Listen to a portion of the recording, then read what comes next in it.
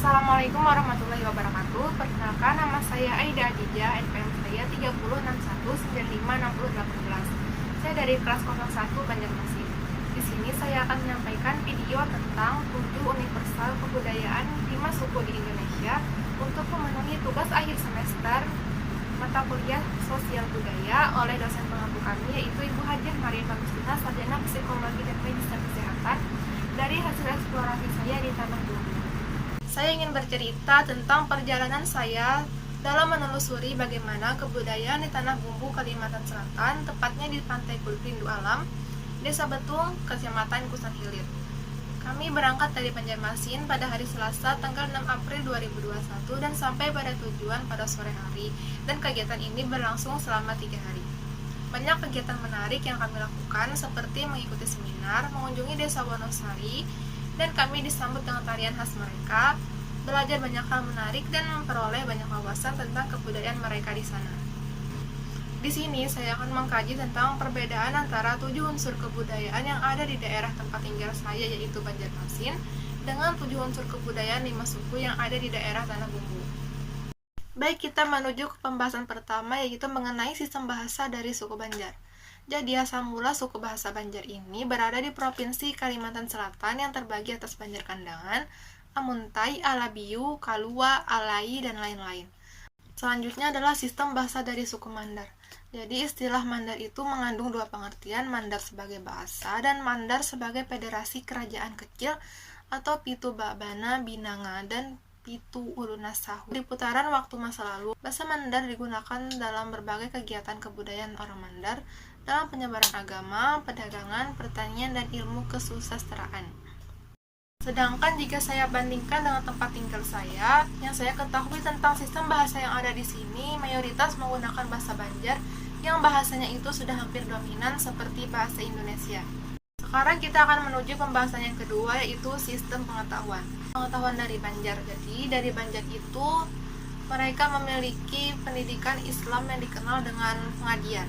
Pelajaran yang diberikan oleh tuan guru dalam pengajian adalah tauhid, fikih, dan ilmu tasawuf. Ada juga sistem pengetahuan tentang waktu, yaitu ada nama bulan, hari, dan penyebutan waktu dalam sehari semalam. Yang digunakan masyarakat Banjar adalah mengadopsi dari bahasa Arab. Dan jika saya bandingkan dengan suku tempat tinggal saya itu sudah bisa dibilang modern dan maju seperti kota-kota besar lainnya. Kita melalui pembahasan yang ketiga, yaitu sistem kemasyarakatan atau sistem organisasi sosial. Yang akan saya bahas adalah suku Bugis. Di suku Bugis itu menekankan bahwa kedudukan perempuan yang tidak selalu di bawah kekuasaan kaum laki-laki, bahkan di organisasi sosial yang berbadan hukum sekalipun. Karena suku Bugis adalah salah satu suku di Nusantara yang menjunjung tinggi hak-hak perempuan. Kan jika saya bandingkan dengan suku tempat tinggal saya, yaitu di Banjarmasin, menurut saya sistem organisasi kemasyarakatan di sini adem ayem, senang bertegur sapa atau penaguran atau pengurihingan. Di sini juga mengutamakan gotong royong dan tolong menolong. Yang keempat yaitu sistem peralatan hidup. Orang suku Jawa. Mengenai peralatan hidup suku Jawa, yang paling terkenal adalah rumah. Jadi di sana ada rumah joglo, limasan, seroton, dan yang paling terkenal adalah rumah khas joglo. Biasanya rumah joglo itu dimiliki oleh kerabat bangsawan atau keraton. Dan jika saya banding dengan suku tempat tinggal saya, di sini sudah menggunakan teknologi yang canggih dan modern. Misalnya pada membajak sawah, di sini memang ada yang masih menggunakan kerbau, tapi sudah ada yang menggunakan teknologi canggih seperti traktor.